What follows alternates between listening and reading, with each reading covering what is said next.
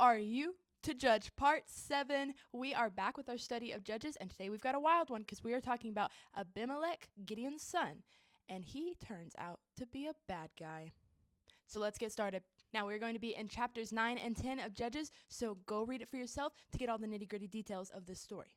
In Gideon's lifetime, he had about 70 sons. Yes, I know it's a lot, but one of them was named Abimelech, and this is the character we are talking about today. And now when Gideon dies, the Israelites fall away from God. Are we surprised? No! No, and they start worshiping other gods, and Abimelech takes this opportunity, because he was a selfish man, to weasel his way in and want to try to become king. Abimelech goes to his uncles in a town called Shechem, where his mother's side lives. So he had all kinds of uncles and relatives there. And he goes, I want to be king, and I need you guys to support me. Because Shechem at this time was a trade city, so whoever ruled Shechem ruled the entire area. So his uncles and relatives in Shechem agreed to this. They said, okay, we'll make you king, but first, we've got to take out your brothers. Because he had 70 brothers, and his brothers weren't easily going to just let him rule. So they go and they kill all 70 of his brothers, except for the youngest one, Jotham. Jotham barely escapes this whole thing, and he goes up on a mountain, and he is prophesying to the town of Shechem, saying, this will end badly. If you make Abimelech your king and defy your God, this city and all of you guys will burn to the ground.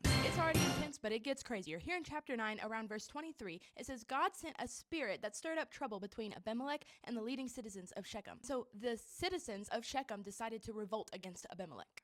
And one day, a new citizen of Shechem decided that he was going to lead the revolt. His name was Gaal. So Gaal and the leading men of Shechem and their army tried to revolt against Abimelech, and it does not go so well. Abimelech's army is ultimately stronger, and he ends up destroying the entire town of Shechem. Okay, now I know what you're thinking. In all the stories before, the bad guys have lost, okay? We have prevailed.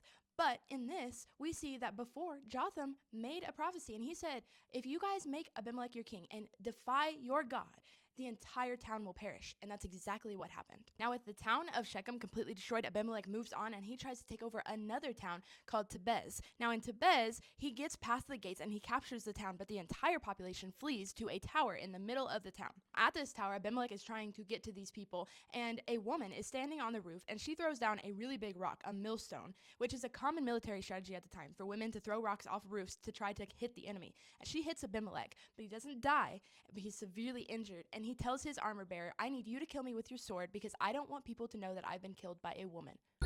Okay, now, we weren't fans of Abimelech, but this made it 100 times worse. He was not a good guy. So yes, Abimelech ruled for 3 years, but there was consequences for his actions and the people of Shechem, just like he told them there would be. What a wild story, guys. And next week, we've got a couple of judges that actually did help out the Israelites. So stay tuned, come back. I hope you guys are having an amazing day.